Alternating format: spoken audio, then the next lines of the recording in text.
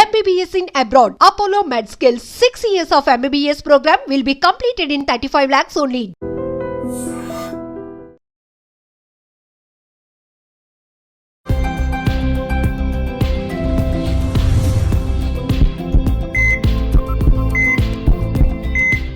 నమస్తే, welcome to healthy conversations with I dream. నేను మీ Jhansi. So ఈరోజు మనం అపోలో హాస్పిటల్లో ఉన్నాము. డాక్టర్ శ్రీనివాస్ కుమార్ గారు మనతో ఉన్నారు. సీనియర్ కార్డియాలజీ కన్సల్టెంట్, అలాగే క్లినికల్ రీసెర్చర్, డైరెక్టర్ కూడా. సో చాలా మందికి వచ్చే డౌట్ ఏంటంటే, హార్ట్ ఫెయిల్యూర్ అంటే హార్ట్ ఆగిపోతుందా, మనిషి చనిపోతాడా అని చెప్పి. నిజంగా హార్ట్ ఫెయిల్ అయినప్పుడు అందరికీ తెలిసేది హార్ట్ బీట్ ఆగిపోతే ప్రాణం పోతుంది అని చెప్పి.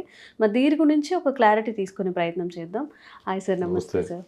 సో హార్ట్ ఫెయిల్యూర్ అయింది అంటే వాళ్ళు మళ్ళీ బ్రతికే అవకాశం ఉంటుందా సార్? అసలు హార్ట్ ఫెయిల్యూర్ అంటే హార్ట్ ఆగిపోవడం, చనిపోవడం కాదమ్మా. ఏదైనా ఏంటంటే ఎవరు చేయాల్సిన పని సరిగ్గా చేయలేకపోయినప్పుడు వాడు ఫెయిల్ అయ్యింది అంటాం. ఒక అబ్బాయి క్లాసులో ఎగ్జామ్ పాస్ కాకపోతే వాడు ఫెయిల్ అయ్యింది అంటాం.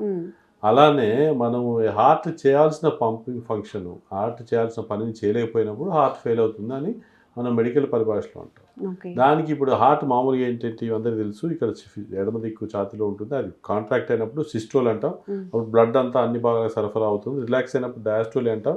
మళ్ళీ కాళ్ళ నుంచి అన్నింటి నుంచి దాటికి వస్తుంది. ఈ ప్రక్రియ హార్ట్ పంపింగ్ సరిగ్గా చేయలేకపోయినప్పుడు అప్పుడు బ్లడ్ సప్లై అన్ని భాగాలు అన్ని హార్ట్ ప్రాషన్కు తగ్గుతుంది. లేదంటే అదే విధంగా పంపింగ్ చేయాలంటే ఎక్కువ రక్తం దానికి అవసరం వస్తుంది. సో అక్కడ ఈ పంపింగ్ తక్కువ అయినప్పుడు ఏంటంటే బయటకు వెళ్ళిపోవాల్సిన రక్తం వెళ్ళిపోకుండా హార్ట్ లెఫ్ట్ సైడ్ ఛాంబర్స్లోనే ఎక్కువ ప్రెషర్ వచ్చేసి, లంగ్స్లో కూడా ప్రెషర్ వచ్చేసి లంగ్ కంజెషన్తోనే ఆయాసం వస్తుంది. ఈ ఏదైతే హార్ట్ పంపింగ్ ఫంక్షన్ చేయలేకపోయినప్పుడు దాన్ని మనం హార్ట్ ఫెయిల్యూర్ అంటాం. దీంట్లో మళ్ళీ వేరే రకాలు ఉన్నాయి. పంపింగ్ తక్కువ అయినప్పుడు అయిన దాన్ని హార్ట్ సిస్టాలిక్ ఫెయిల్యూర్ అని, సిస్టాలిక్ డిస్ఫంక్షన్ అని, or heart failure with reduced ejection fraction. Pumping చేసే దాని ఫ్రాక్షన్ ఎజెక్షన్ ఫ్రాక్షన్ అంటాం. లేదంటే హార్ట్ పంపింగ్ బాగానే ఉండి కూడా రోజు కొందరికి ఆయాసం వస్తుంటుంది, అప్పుడు రిలాక్సేషన్ అబ్నార్మాలిటీ ఉంటుంది. అది heart failure with preserved ejection fraction అని, ఆర్ డయాస్టోలిక్ డిస్ఫంక్షన్ అని మనం సంభవిస్తాం. ఈ రెండింటి మధ్యలో ఉండేది heart failure with mid range ejection fraction అని. మన హార్ట్ పంపింగ్ అప్పుడు 30 నుంచి 50% మధ్యలో ఉంటుంది వాళ్ళకు. ఈ పరిభాషలో, దాన్ని మెడికల్ పరిభాషలో ఈ విధంగా హార్ట్ ఫెయిల్యూర్ అని మనం సంబోధిస్తున్నాం. దానికి కారణాలు ఏంటి అని చూసినట్టయితే, హార్ట్లో పైన మీద ఉండే పొర పెరికార్డియం అంటాం. హార్ట్ లోపల మధ్యలో ఉండేదాన్ని కండరాన్ని మైకార్డియం అంటాం. లోపల ఉండేదాన్ని ఎండోకార్డియము, దాని లోపల వాల్వ్స్ ఉంటాయి. ఇందులో ఎక్కడ డ్యామేజ్ జరిగినా కూడా హార్ట్ డ్యామేజ్ జరగడానికి అవకాశం ఉంటుంది. హార్ట్ మీద రక్తనాళాలు ఉంటాయి. ఆ రక్తనాళాలు బ్లాక్ వచ్చినప్పుడు హార్ట్ అటాక్ వచ్చిందంటాం. హార్ట్ అటాక్ వచ్చినప్పుడు హార్ట్ కండరం దెబ్బతిని ఆల్మోస్ట్ అక్కడ దెబ్బతిని స్కార్ అయిపోయి బర్రలాగా అయిపోయినప్పుడు పంపింగ్ తగ్గిపోతుంటుంది. అలా జరిగినప్పుడు దాన్ని ఇస్కిమిక్ కార్డియోపతి అంటాం. అలా జరిగిన ప్రక్రియలో పంపింగ్ తగ్గుతుంది. అదే కాకుండా హార్ట్ లోపల వాల్వ్స్లో కవాటాల్లో నారింగ్ వచ్చేసరికి తెలుసుకోకపోయినా పంపింగ్ అడ్డంగా పడి హార్ట్ పంపింగ్ వీక్ అవుతుంది. అలా కాకుండా బీపీ వల్ల ఉన్న, షుగర్ వల్ల కండరం ఎఫెక్ట్ అయినా పంపింగ్ తక్కువగా ఉంటుంది. వీటన్నిటికి కూడా హైపర్ టెన్షన్ వల్ల వస్తే hyper tension induce heart failure అని, డయాబెటీస్ వల్ల వస్తే డయాబెటిక్ కార్డియోపతి వల్ల హార్ట్ ఫెయిల్యూర్ అని మనం సంబోధిస్తుంటాం. ఎందువల్ల ఈ హార్ట్ ఫెయిల్ అవుతుంది అని మనం గమనించడం చాలా అవసరం. ఎందుకంటే దాని ప్రకారంగా మనం ట్రీట్మెంట్ అనేది ఉంటుంది. సార్, ఎక్కువగా ఎవరికి హార్ట్ ఫెయిల్ అయ్యే అవకాశం ఉంటుంది? ఏమైనా సిమ్టమ్స్ ఉంటాయా? అంటే జనరల్గా అయితే యంగ్ వాళ్ళల్లో చాలా మందికి హార్ట్ అటాక్లు వచ్చినప్పుడు హార్ట్ పంపింగ్ తగ్గుతుంది. అలా కాకుండా ఎల్డర్లీ వాళ్ళల్లో కూడా హార్ట్ అటాక్ వచ్చినప్పుడు తగ్గుతుంది. అదే కాకుండా ఇందాక చెప్పినట్టుగా హార్ట్ కవాటల్లో కాల్షియం చేరుకపోయి సరిగ్గా తెరుచుకోపోయినప్పుడు కూడా అప్పుడు హార్ట్ ఫెయిల్యూర్ జరుగుతుంది. అది కూడా కాకుండా వెరీ రేర్లీ ఇడియోపాథిక్ కార్డియోపతిస్ అని, ఏమాత్రం రీజన్ లేకుండా హార్ట్ పంపింగ్ తగ్గినప్పుడు కార్డియోపతిస్ వల్ల కూడా తగ్గుతుంది. అలా కాకుండా కొందరికి ఏదైనా పర్టికులర్ హార్ట్కి మయోకార్డియం కండరానికి ఇన్ఫెక్షన్ వచ్చినప్పుడు, ఈ మధ్య కోవిడ్ అని వినుంటారు మీరు, అలా ఇన్ఫెక్షన్ వచ్చినప్పుడు కూడా పంపింగ్ తగ్గి మయోకార్డైటిస్తోని హార్ట్ ఫెయిల్యూర్ జరుగుతుంది. అలా రకరకాల కారణాల వల్ల హార్ట్స్ ఫెయిల్ కావచ్చు. కానీ బై అండ్ లార్జ్ ఏమిటంటే అంత భయపడాల్సిన పని లేదు. ఏదైతే కారణం ఉందో ఆ కారణాన్ని తొలగించేస్తే మళ్ళీ ఫెయిల్యూర్ ఇంప్రూవ్ అయ్యి పంపింగ్ నార్మల్గా అయ్యడానికి అవకాశం ఉంది.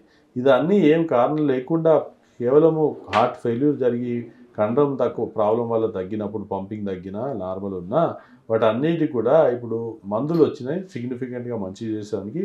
దాని గైడ్లైన్ డైరెక్టెడ్ మెడికల్ థెరపీ అంటాం.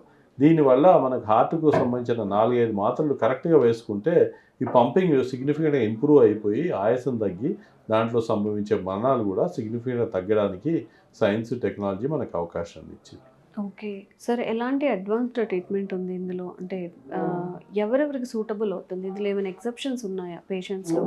అంటే హార్ట్ ఫెయిల్యూర్ జనరల్గా ఏజ్ ఎక్కువైనా కొద్దీ ఎక్కువ వచ్చేదానికి అవకాశం ఉంటుంది. కానీ చిన్న వాళ్ళలో కూడా హార్ట్ అటాక్ జరిగిన, హార్ట్ లోపల కవాటల్లో నారింగ్ ఉన్న హార్ట్ ఫెయిల్ జరగడానికి అవకాశం ఉంటుంది. ఓకే. ఈ ఫెయిల్యూర్ అయినప్పుడే కనుక ఇనీషియల్గా ఆయాసం తగ్గించడానికి డయూరిటిక్స్ అని, లాసిక్స్ అని ఇంజెక్షన్ నరంలో ఇస్తుంటాం. అలానే కాకుండా ఫర్దర్గా మళ్ళీ ప్రాబ్లమ్స్ రాకుండా మళ్ళీ పంపింగ్ ఇంప్రూవ్ చేసడానికి సక్యుబిటల్ వల్సాటర్ అని, బీటా బ్లాకర్ అని, దానికి సంబంధించిన మినలోకార్టికల్ రిసెప్టర్స్ అంటే కదా, ఆ మందులు ఇస్తే అంటే మన హార్ట్ పంపింగ్ కొంచెం ఇంప్రూవ్ అవుతుంది, సిమ్టమ్స్ కూడా చాలా తక్కువగా ఉంటాయి అని అధ్యయనంలో వచ్చింది. కాకపోతే ఏంటంటే చాలామంది చాలా టైం తీసుకుంటారు, లేకపోతే ఆ ట్యాబ్లెట్స్ వల్ల లాస్ అనుకుని ట్యాబ్లెట్స్ వాడరు, దానివల్ల ఇంకా నష్టం ఉంటుంది హార్ట్కు. అది ఈ మందులే ఇందాక చెప్పినవి కాకుండా ఇంకా హార్ట్ వాల్వ్స్లో నారింగ్ ఉన్నప్పుడు మందులే కాకుండా ఈ మధ్య టావర్ లాంటి ప్రక్రియలు చేసి వాల్వ్ నారింగ్ తొలగించినప్పుడు టోటల్గా ప్రెషర్ నార్మల్ అయిపోయి హార్ట్ పంపింగ్ కూడా ఇంప్రూవ్ అయ్యేదానికి సైన్స్ అనేది, నేచర్ అనేది, టెక్నాలజీ మనకు అవకాశాన్ని ఇచ్చింది. సో ఏ కారణం వల్ల హార్ట్ ఫెయిల్యూర్ అవుతుంది అనేది కన్సర్న్ డాక్టర్ డిసైడ్ చేస్తారు. ఒకవేళ వాల్వ్స్ నారింగ్ వస్తే మాత్రం దాని టావర్ ప్రక్రియ ద్వారా హార్ట్ ఫెయిల్యూర్ని ఇమీడియట్గా మనం కంట్రోల్ చేయొచ్చు. ఓకే సార్, బీపీ, షుగర్ ఏ రిలేటెడ్ వచ్చిందో అలా ట్రీట్మెంట్ అన్నారు.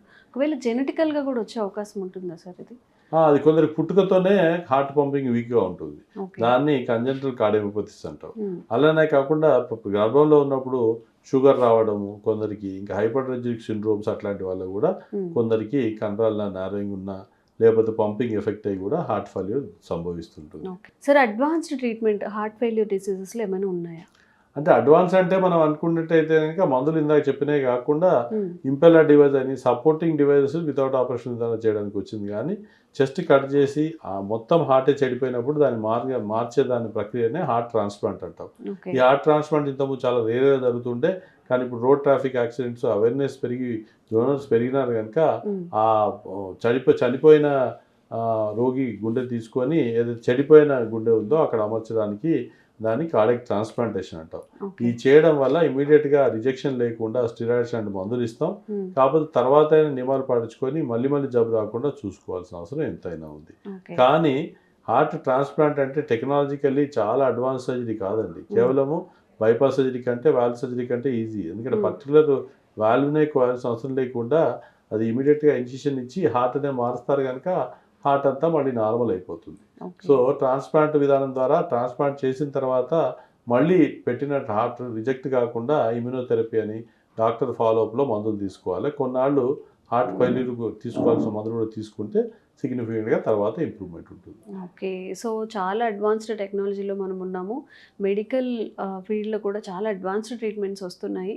ఎవరైనా కానీ ఈ హార్ట్ ఫెయిల్యూర్ కానీ హార్ట్కి సంబంధించిన డిసీజ్ని లాంగ్ టర్మ్ ప్రొకాస్టినేట్ చేయకుండా త్వరగా కన్సల్ట్ అయ్యి డాక్టర్ని వాళ్ళ సజెషన్ తీసుకొని త్వరగా మీ ఆరోగ్యాన్ని సెట్ చేసుకోవడం చాలా ముఖ్యం.